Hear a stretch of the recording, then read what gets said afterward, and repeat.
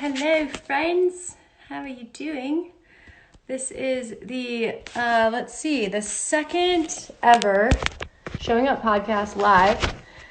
This time with the Tiger Queen herself, Alex Armstrong, who is momentarily. Thanks for joining. We have a cocktail. There she is! What's You up? actually have a mullet. You did it. Dude, I actually got a mullet. It's crazy. I don't know. Here I don't we know go. what to say about Does anybody else have a cocktail that they would like to show up? I brought that. Okay, let me fix mezcal. this. I'm in Trying the to fix mezcal. this so that people can see the epic shirt. There you Oh, you dressed up for us too? Oh, go. Hawaiian. a mullet and a Hawaiian shirt. How appropriate. I'm on vacation. I'm on vacation. Yeah. Yeah, I was like, it might be Tuesday night, but it feels like Friday. So. It's Cheers. Tuesday, huh? Cheers. All the way in Canada. Cheers, dude. Yeah. So nice to see your face. How long has it been since you washed your hair? Honestly, I washed it yesterday, but Wow, that makes sense. I was like, brush your hair. It's like straight. It's so greasy. Yeah. No, I feel like Otherwise, I really did try to clean up. There's just so much time in the day, you know? There's so much time for showers. And it's actually still kind of cold here, so, you know, nice little warm-up shower.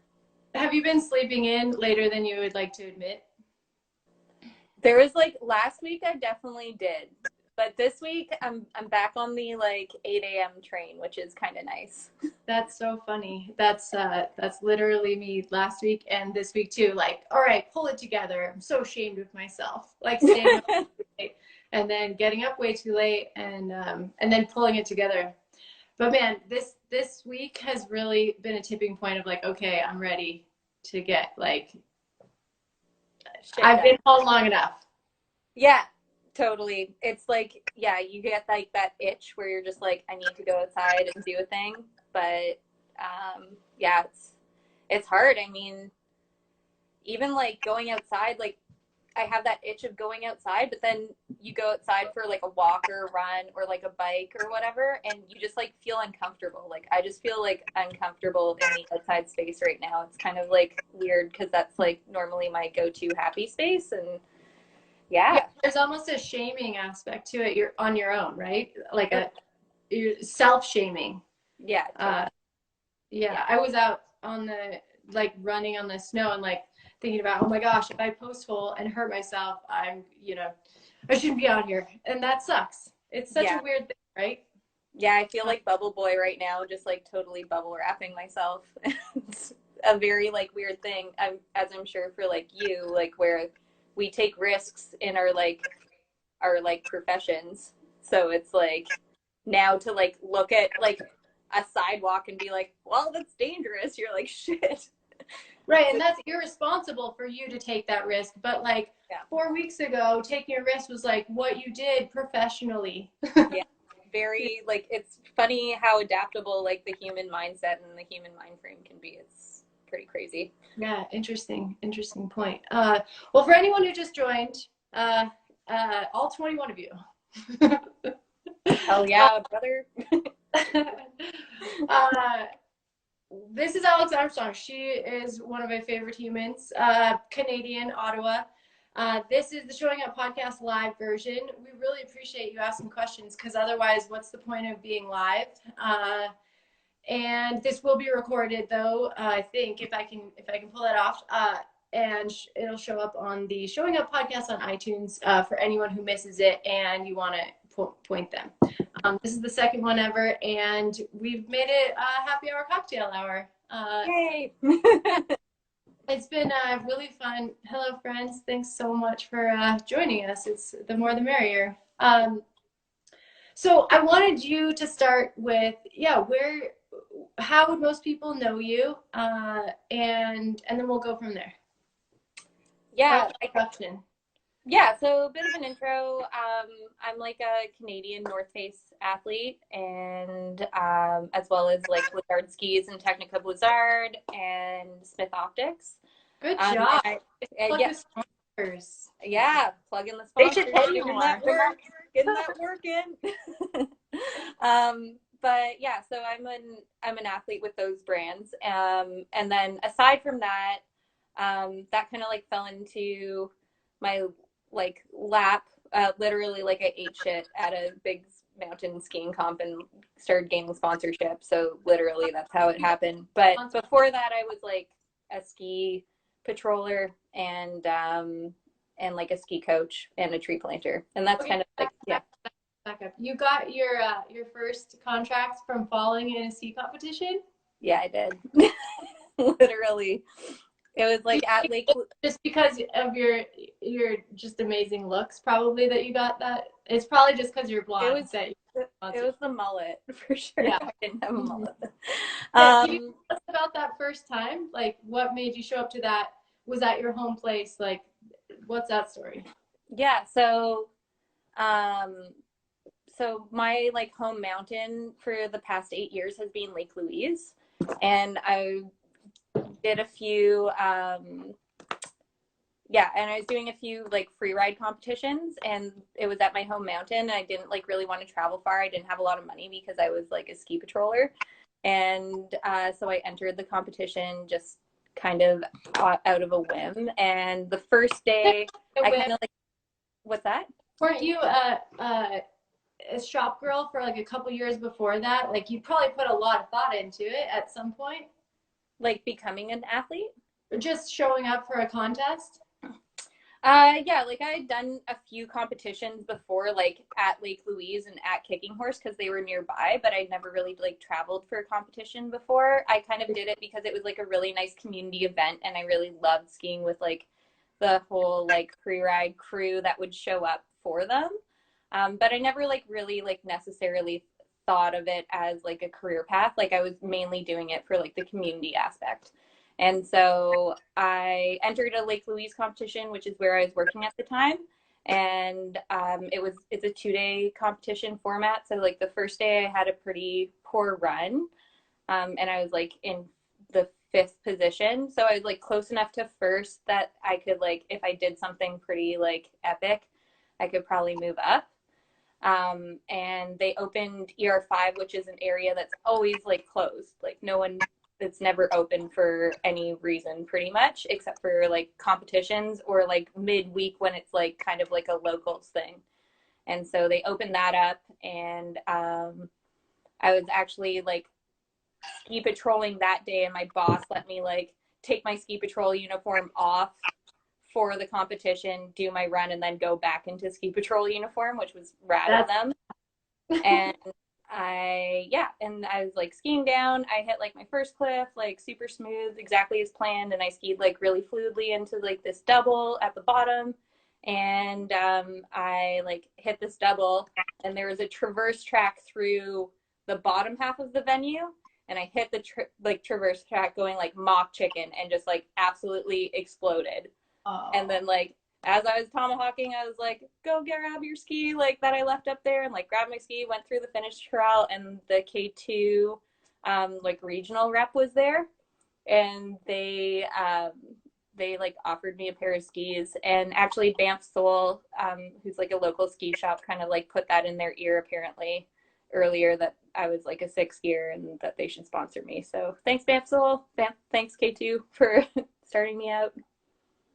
That's such a great story. I'm so glad I asked because like I didn't tell the whole story. First you hit like 3 sick airs, and just yeah. How many times have we been there when you just fall over just before the finish line or whatever? Oh my god, it's yeah. It's like it's never when you're like paying attention. Yeah. It's like on a green run. Yeah. Yep.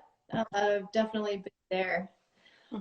So how long ago was that? That would have been 3 years ago. Yeah. That's it. Yeah. Wow. You've come so far in 3 years. Maybe it was 4. Might have been 4. Maybe 4. So we met 2 years ago, right? Yeah. Yeah. So yeah, the reason we know each other is because I came up to support a Big Three promotion Mm-hmm. shoot, right? Yeah. Um, and we got so lucky. We had such good snow. Oh man, that was insane. Honestly, like the Rockies was Second year, never more. What's that? that was your second year, like on living the dream, Mm-hmm. so to speak. So to speak, yeah. No, I was Yeah, still ski patrolling at the time. Like I was like doing part-time shifts, but I don't know. It's yeah. like, You yeah, were coaching, you were doing ski patrol shifts, and you were trying to produce your own stuff. So like walk me through from that first competition and somebody comes up to you and is like, we've got a sponsorship for you. Like, what did that make you think? Like, maybe I have something. Like, tell me what has kept you in it. yeah. So I guess the first thing is like when I got that sponsorship, I was 26 years old. So in like you don't have a lot of time like when you're 26 years old to start establishing yourself and like making a name for yourself. And having someone like believe in you like that really pushed me to take that seriously. And I was like, you know what? I have this opportunity. I'm absolutely just going to throw myself at it. And so I couldn't actually afford to like just take the winter off and not work. So I made it work with like I was ski patrolling and ski coaching, and both of my like bosses at the time were super supportive of what I was doing. So they made it really easy on me to like take time off when I needed it. And then on the other side, in my free time, I was like trying to shoot as much with like local photographers, and I was like trying to like get my friends together and like go filming. And I had the support of a few filmers like in the Canadian Rockies that just were motivated and wanted to go shoot. So I got really lucky. Like there's a lot of support behind me, and yeah, really grateful for that like early on. So it's awesome. So was there like a picture that you had seen growing up of what success might look like, or what you were like, I think I could do that? Was there any sort of picture, or yeah, something that motivated you? Um, so when I was growing up, I grew up in Eastern Canada. So like it was like you either ski raced or you were a park rat, and I was a ski racer. And so I grew up like looking at ski racers and like that being the end all be all. I remember one of my coaches when I was like 13 showed me yearbook, and Sarah Burke and Ingrid Backstrom were in that one. And what they were doing, like I just had no concept of what it was. I was like, these girls are freaking crazy. Like, I don't know what's going on here. Just because out east it's like all groomed runs. As soon as I Well, moved out, and so like I didn't really have like my picture of like success in the ski racing world was like ski racers. So like a Lynsey or something like that. Yeah. so it's so true. As a ski racer, there is no world other than ski racing. Like I'd never even seen a a free skier magazine, a park magazine like that world. I did. And so is that when you started to maybe think about it, taking it a different direction? Um, so I quit ski racing when I was 17 or 18. And so basically I just like kind of like and I was out east, so like I just kind of felt like misplaced because and so I went out west basically and started tree planting, and a bunch of my friends who were like avid skiers at planting um, convinced me to like come out west. And then I moved out west and I figured out that powder skiing was the shit and basically just like became obsessed with it. Yeah. And so my whole like perception of what skiing was totally shifted like around the time I was like 19, 20. Yeah.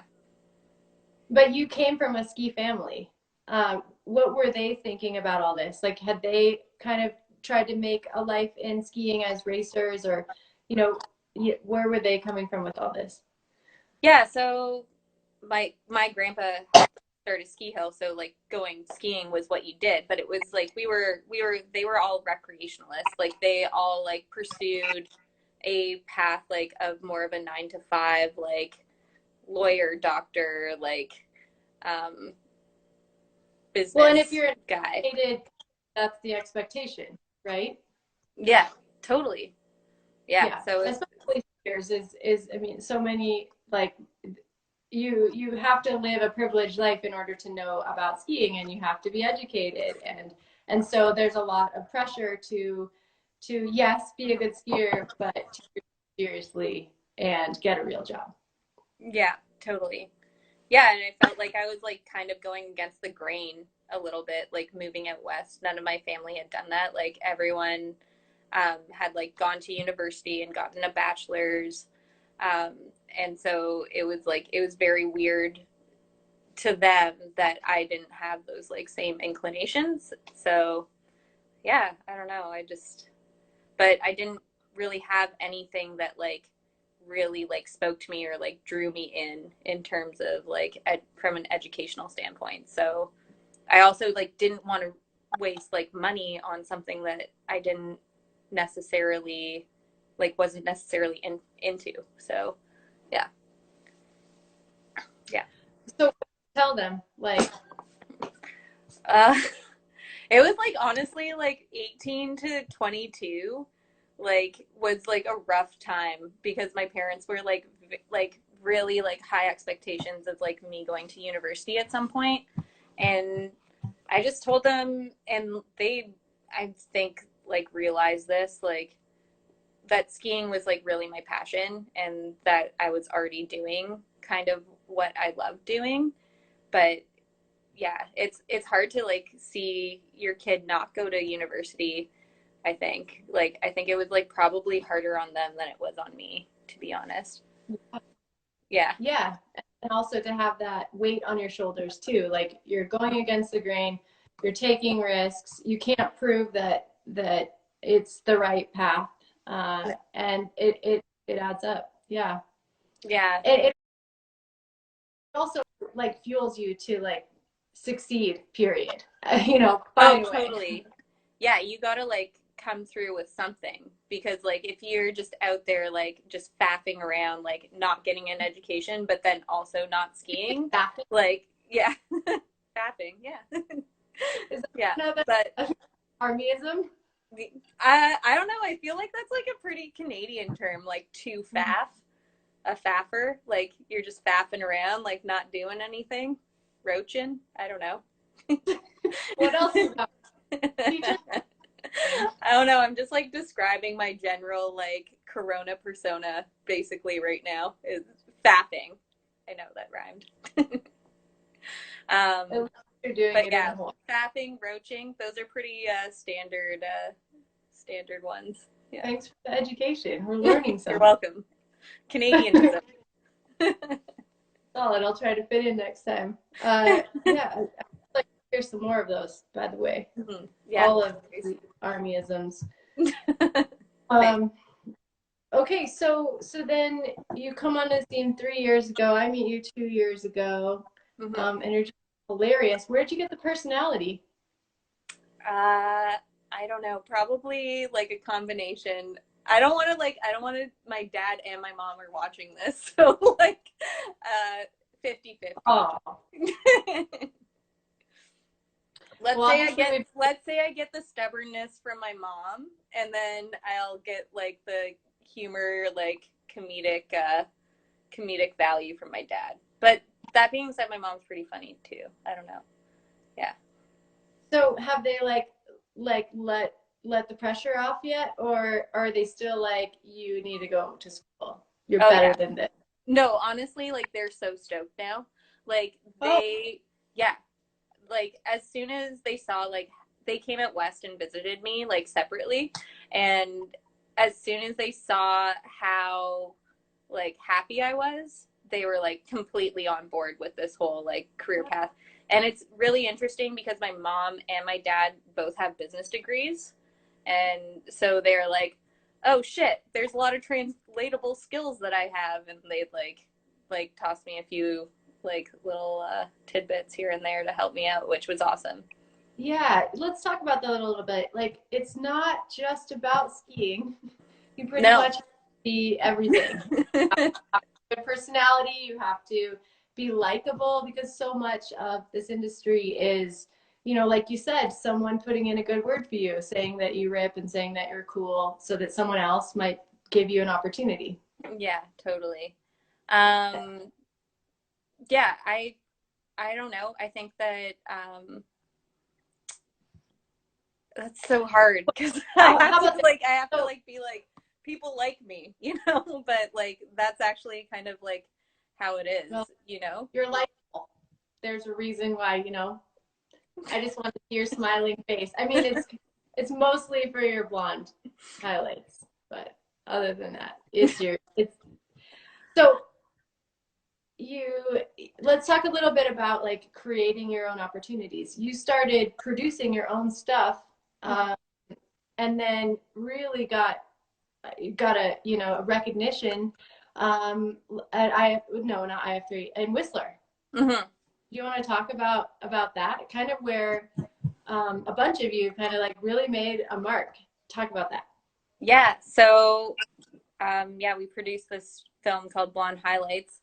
That year was like a extremely kind of like special year. I think that there was like a catalyst where we weren't seeing as many females in like MSP and TGR movies, or we were seeing like the same ones. A bunch of us were also like really frustrated with the like Freeride World Tour qualifier scene, and just Talk like about we that didn't feel like it was.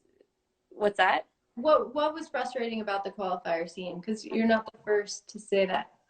I just think that the format is completely different than what the Freeride World Tour is. And so it doesn't really like set people up for success from North America going onto the tour. Like it's actually, if you think about it, the exact opposite, like the exact opposite format. Like we have a 2-day format with on hill inspection where people are going through the venue and chopping up all the snow and like building lips and shit. And then it's not an overall impression. It's done by line score and then downward. So it like really like it helps people necessarily the biggest or the most risky things. So yeah, it was yeah, anyways. Um thanks, Tatum. She said nice mullet.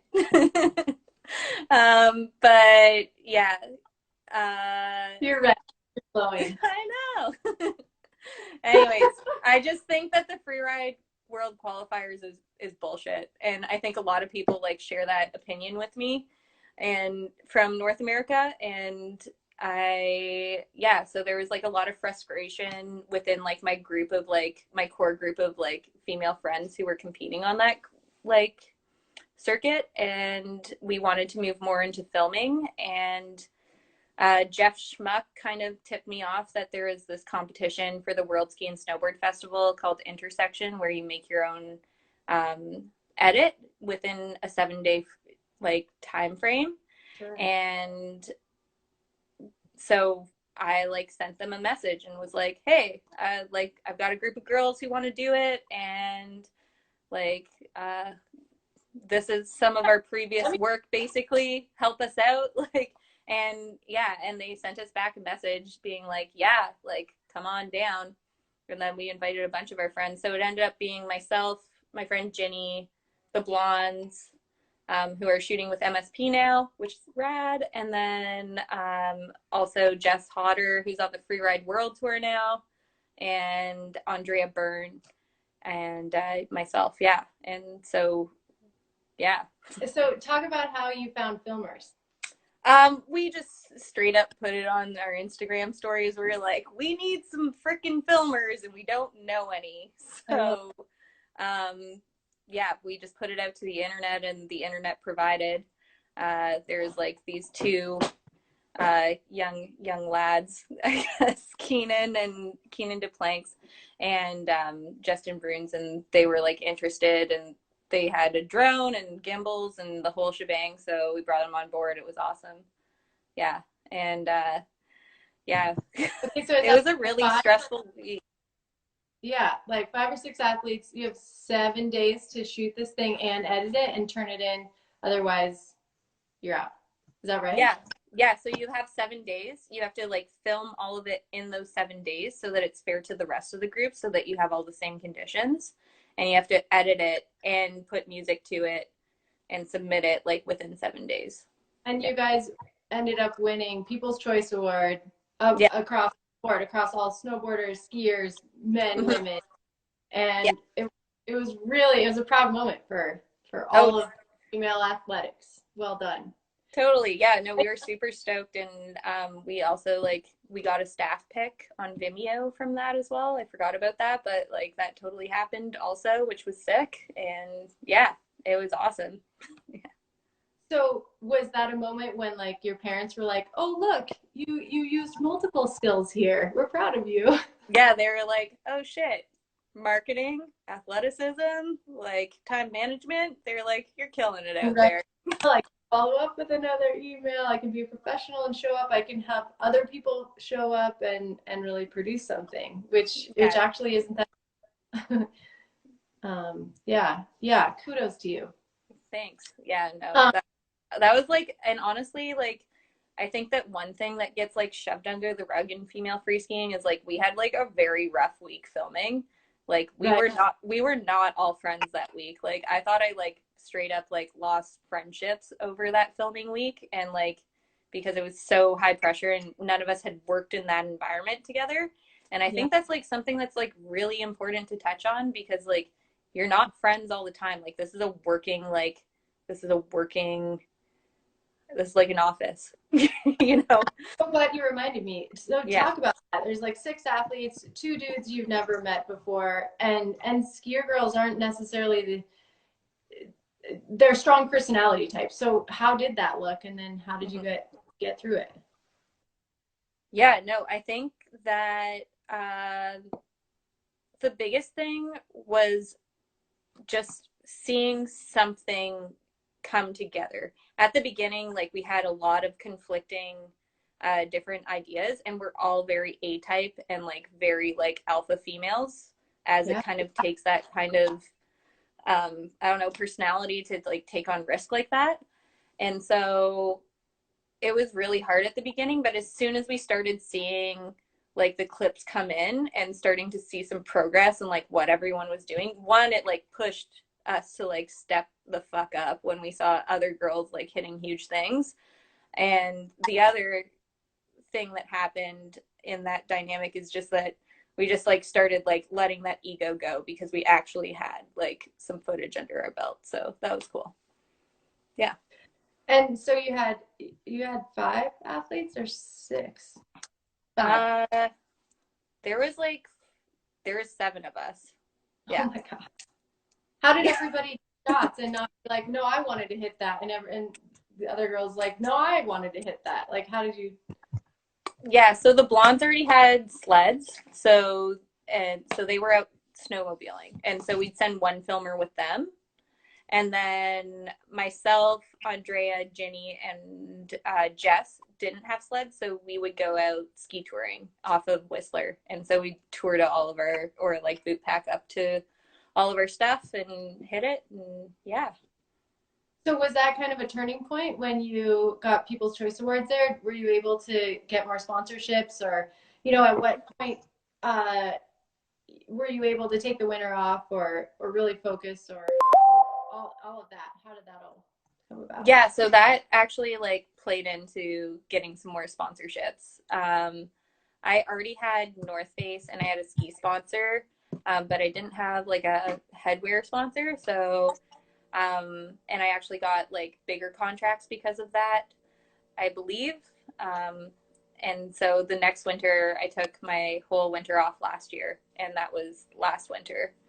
And then, yeah. And then February came last year.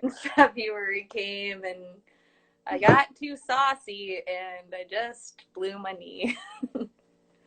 Yeah. But you know what? I think that like that happens to like 50% of athletes, like blowing your knee. It's like a pretty commonplace injury.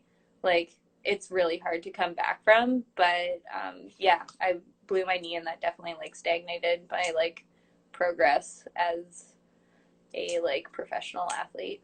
But this wasn't your first time. You'd done it when you as a ski racer. So like were you somehow prepared, or was it still pretty gnarly emotionally? I think that I was like more prepared because there was less of an unknown. Um, I think like as soon as I hit the ground after I ate shit, I like blew my knee. I knew it. Like as soon as I hit the ground, I skied down. I drove myself to the hospital. I got X-rays to make sure that I didn't break anything, and I was just like, "Yep, blew my knee," you know. And yeah, so I think I haven't even cried about it. Do you remember like what went through your head? Do you feel like there was like, they say, I knew before, I should have listened, that sort of thing. Anything like that? Like at the exact moment of that, no. I think that I was like, all right, here are the steps. And then as soon as I had time to reflect, I was like, wow, I was a freaking idiot. Like basically like it had been a drought in like BC, like in January. It had been super warm, so no one was filming. And so I felt like the pressure was on as soon as like a storm came. And like it had stormed. There was like cameras, and my friend Kate had just like hit the same thing and done a three, and I wasn't planning on threeing it, and I just let my like one of like last minute decision. I was like, you know what, I'm gonna three it, and I like didn't fully commit and kind of got bucked in the takeoff, and under rotated, and my tails like dug in, and like I think that like in that moment I was like, maybe like right away I was like, you're a fucking idiot, and then like I just like went through the process of getting my knee better, and then like as soon as I was like out of surgery, I was like, wow, you're actually like, you like made one of those like mistakes that like you told yourself you were never gonna make, you know? Yeah, well, we've all been there. Yeah, no, it happens, and like you can't beat yourself up about it. Like you just have to be process oriented and like keep working towards those milestones, and like yeah, I mean, Yeah, so what's like your motivation right now that keeps you staying focused, or is it making you question and look another direction? um I think that what's keeping me motivated right now, it's hard to say. It's like I just feel like I have unfinished Well, business. it's locked down. None of us are motivated. Yeah. I just feel like I just have unfinished business, you know? And it's like I don't think that I've like really gotten to ski to my full potential. And so that keeps pushing me. At the same time, I actually the first time since I graduated from high school, I signed up for some classes. So I'm starting a diploma in marketing as of May 4th, which is cool. Yeah, I'm pretty excited. Dad, are you happy? I'm really stoked. I'm excited to use my brain. I feel like I haven't done that in a very like formal setting done that in like a very formal setting in a long time. So I think it'll be good. But it'll be summer, right? So you'll still be able to focus on skiing in the winter. Totally. Yeah. No, I'm ready to get back at it next year. Yeah, I think it's so important to have not, they say like not a backup plan per se, because I actually don't believe in that if you want to have your highest, performance. Mm-hmm. And at the same time, a distraction is really nice, and the world's showing you that you're good at more than just going downhill. Skis on your feet is nice to remember, and it helps keep everything in perspective, especially for the long term.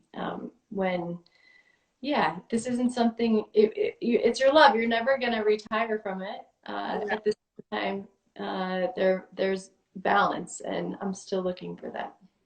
Yeah, no, I think, and to your point, like earlier, Like being a professional skier isn't just like being good at snow sliding. Like you have to do a lot of back end work that like people don't see. So, and a lot of it's marketing. So, Oh my gosh. Yeah. Hi from Stockholm. That's really cool to see. What time is it there? Uh, Stockholm, what's up, dude? yeah. So I guess, that was my last major question was what is keeping you motivated? It, I mean, besides this insanity that's going on, like, is this making you think? Because, so you're about a year out of knee surgery, Mhm. right? Yeah, Uh, this year was really hard for me, actually. yeah, you want to talk about coming back from an injury? Yeah, I think so. I think like a lot of people like are like, I had surgery and then I like did the rehab and now I'm fine. But it's like there it's like no. No, no. And like I think one of like the first people to like really talk about that was like Tatum after her like most recent thing because she had such a huge like problem like after with her knee, and she's been like really helpful for me personally, but it's scary. It's like really scary, like just standing on anything that's freaking steep, you know? So you still got that emotional, like PTSD. Yeah, like straight up this year, like anything over like 38 degrees and like not line of sight, like where I couldn't see down that line, like I was terrified. And yeah, and that's like not a regular like feeling for me. So it was really hard for me to like deal with that. And I'm just like really excited to have this like time to actually like one strengthen my knee more, because it's like it's fully like a year after surgery, like you're still not good. It's like a 2-year process to like get that blood flow back to those tendons, and then just mentally just like focus on some strategies that'll make Yeah. me feel nice. Tatum, if you're watching, you got any advice from a super gnarly injury? Yeah. Oh. Um, Yeah. well, tell me a little bit about ski coaching. Like, Love it. It's so great. tell us about it. Um, What does it look like for you? How many guys do you have? How many girls? so Does when it make you push yourself too hard or not? I don't know, it's so funny. I feel like I like had like this fairy tale fairy tale like crew that I was coaching. It was like specifically like the older groups out of Lake Louise, so they were 15 to 18, but I had um more often than not this group of like 15 to 18-year-old girls. Hi Sarah. But yeah, so I had this group of 15 to 18-year-old girls, and it was so cool to like have them for like 2 to 3 years, all of them together. They were like such like boss ass bitches. Like, I don't know, they like started out timid, but I feel like throughout like the years, like sometimes they would push me to hit things. Like I had Right. to be like all cool and stoic and be like, yeah, I totally like hit that in my spare time, but like actually like they teed up this thing called Eagle Air, which when you're going up like the Paradise Lift at Lake Louise on the left hand side, there's like a 50-foot drop and then there's like a like 20-foot drop, and they like all went off the 20-foot drop. There was just like this kind of like magic day when they all like kind of just like decided that they wanted to do it. And Love it. then I still haven't hit this drop. It's called Tombstone, which is like super gnar. It's like this big like pillar, and Erin and Katja, two of the girls that I coached, were just like, yeah, you know what? We're just gonna do it. And I was like, straight up, I'm not gonna do it. Like, They're but 15. I will watch you do it. And like, because Wow. like you land and it's really flat, and then it goes into like this massive like rock field. And I was just like, and they both stomped it, and it was like so freaking cool to like watch them like kind of like surpass me. It also like pushed me, but I was like, holy shit, these girls are sick. And like, it was like, I don't know. I'm still like really proud of those guys. I love hearing that. Wow. I mean, it's so cool to hear that someone like you is influencing girls at 15 and they're like, they see you and they're like, okay, well, I'm going to go bigger. I just love that. It's cool. But I think that's how it goes. That like it always like feeds the younger generation, you know, like everyone's successes, that how like the pool like gets bigger and bigger and bigger because of that. It's just natural progression. What you're exposed to, the fact that Yeah. you can see, right? You as a young ski racer, all you were exposed to was ski racing as fast as you could. So that's as big as the world was, right? But you expanded their world to be ski racing and this other crazy thing called, you know, surviving, jumping off, which I'm not sure is a good thing in the end. But I think recognizing that you can do more than you thought you could is a really great tool, and that's what skiing teaches you. Yeah, totally. Yeah, it's like a really nice like avenue for that, for like self progression and self exploration a little bit. Do you mind talking about a time when that was you, where you weren't sure that you could do something, maybe you looked at something for a long time and then stepped up to it? Because I saw some pretty good footage of something, and then you can leave us with that. Are we talking Kitty's Corner? Because that was messed up. I don't know. I was honestly like, it was so weird like that day, because I went up to the ski hill by myself and I was just like, you know what? I'm just going to ski for myself. Like, I don't want to shoot. I don't want to film. Like, I just want to like have a day where I'm just like doing like hot laps and like getting after it. And I had hit like a bunch of things earlier in the day and then ran into my filmer friend Dan on the hill. I met Dan. Yeah, you met Dan. Yeah.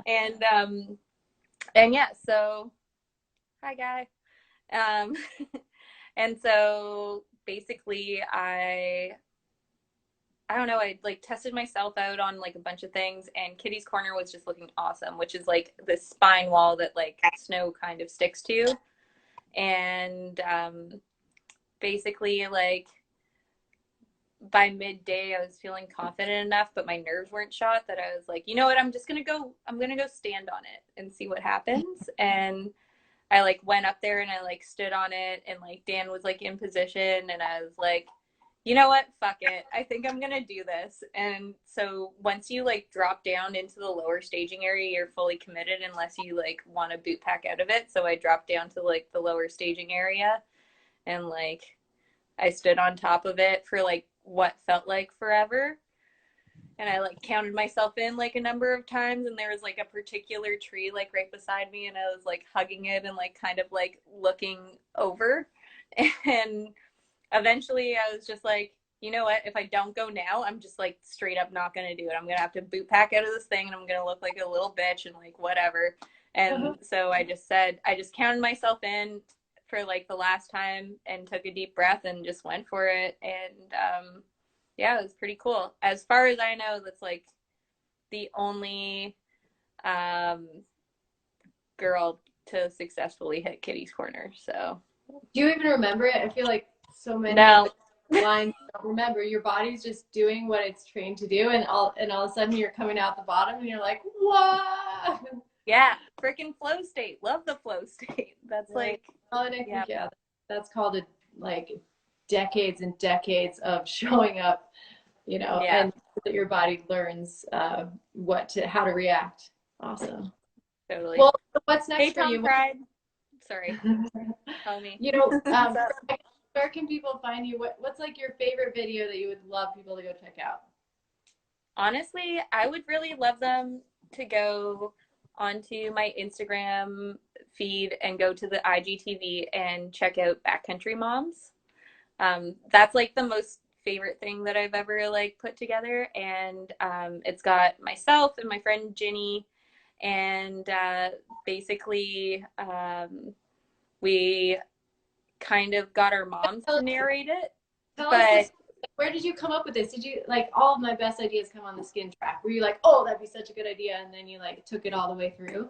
Like where straight up, I was just like, watching Drunk History and was like, you know, it'd be funny if I got my mom drunk and then told her to like narrate my season edit. And then I was like, you know, it'd be funnier if I had my best friend and my best friend's mom together. And so then we just followed through with that, which was awesome. Thanks, Mom. Thanks, Donna. So what did you learn in like producing that? And obviously doing the skiing, doing the figuring out how you were going to shoot it, finding filmers, editing and putting it out. Like what did all that look like? It's a lot of work. Like honestly, like putting that all together is insane. And so it's like once you're done the skiing, like you're not relieved. Like normally, like when you finish like a gnarly line, like when you're just skiing recreationally, or if you're just like shooting, like you feel like if you're like producing something, it's like holy shit, you've got to like now like get it all together and put it in a pretty package, and you got to have a trailer, you've got to have like a movie, you've got to email everyone to get it out there, you've got to submit it to like film festivals. And so it's like once you're done filming, that's like the easy part almost. It's like the back end thing that's the hard part. And like I mean like Backcountry Moms was like on a much smaller scale than like Pretty Faces, so like I like totally like commend you for like putting that all together, because that must have been like a freaking insane production to get together. So yeah, I mean Backcountry Moms was hard, but I'm sure Pretty Faces was like a freaking, I don't know, Everest. Yeah. It's funny. You just take the fires as they come and just expect that they're gonna come, and you just like it's like one foot in front of the other. Oh, now this fire is here, you know, for 3 years. Yeah. I don't know how long that Yeah, was. just dumpster fires all over the place. Yeah, you just commit to getting it done, figuring out what you need to. Most of it is not rocket science, right? And it's just being willing to do another project that's not that fun. Yeah. What about well, you shared with us a time that you surprised yourself and got away with something pretty cool. Was there a mantra at any point that you used to get through hard times, or you know, times when you're questioning things, or that you still use? I don't have like a mantra per se anymore. I think one thing that I used to use, and this was like more of a coaching trick, like I feel like I imparted this onto like the girls that I was coaching, and like I think during that time I was using that as well. But now like I just feel like it's been so long since I've hit anything, I don't even know what I do anymore. But for them, I would always like count myself in and be like, 1, 2, 3, you're a champion. And then like I would like freaking scream that at them. And so yeah. Oh, actually Sophia's right. That's my friend Sophia. Like most of the time if I'm like stressed out about something, that's not like a jumping off thing, but it's like green grass, blue water. Like if anything is like stressing you out, will be like green grass, blue water, my dudes. Yeah. And I actually say that to myself. Yeah. What do I do, Sophia? Sophia's being a douche, but come on, tell me what's up. Yeah. What about decision making in general? The what? What about decision making in general? Like how to know where you want to go in life? It's been hard. Like I think for me, like I've just like always like followed kind of opportunities. And then like within that space, or like within that like one spark of like either like you could be a pro skier, it's like, okay, what are the steps? Then I would be very process oriented and be like, what are those steps to be a pro skier?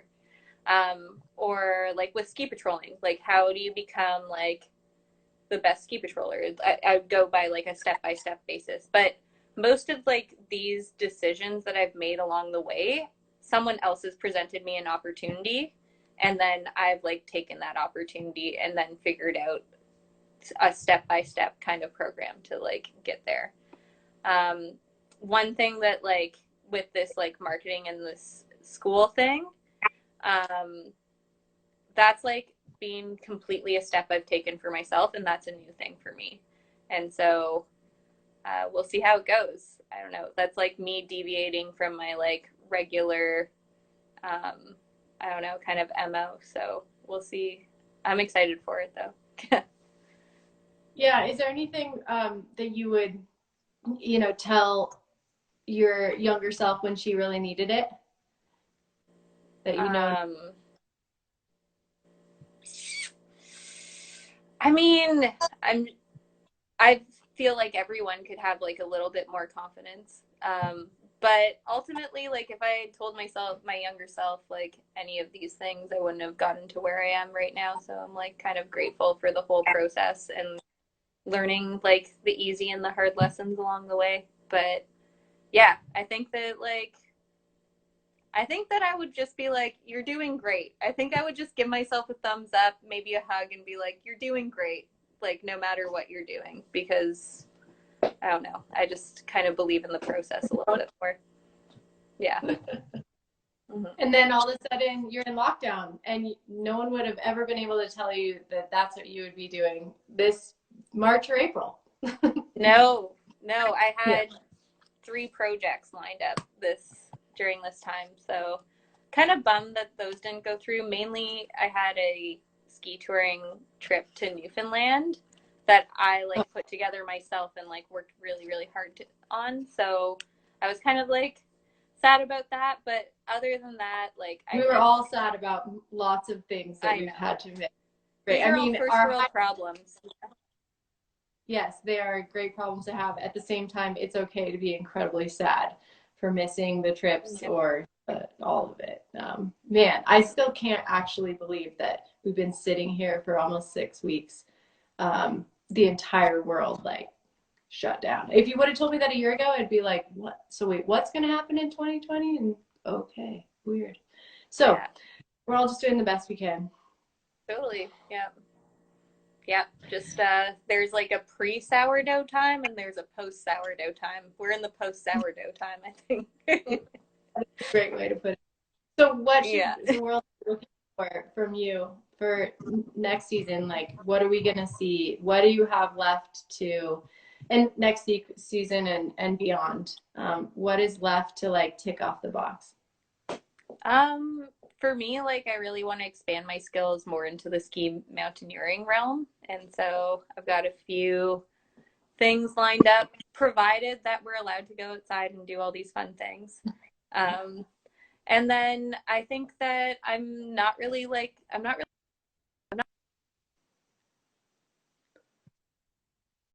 come out of this like more huggy, or do you think people are going to be like weird? I just want to jump off some things. Yeah. Like some specific things? Oh, okay. I don't have any like really specific hits. There's actually, no, there is one. So there's this zone in like the Whistler backcountry called Mini AK. And yeah, it's just this big spine wall. And I'd really like to go test myself out on that and see what happens. Yeah. Love it. Love it. Yeah. Well, thanks for the chat. Mm-hmm. Thank you, Lynsey.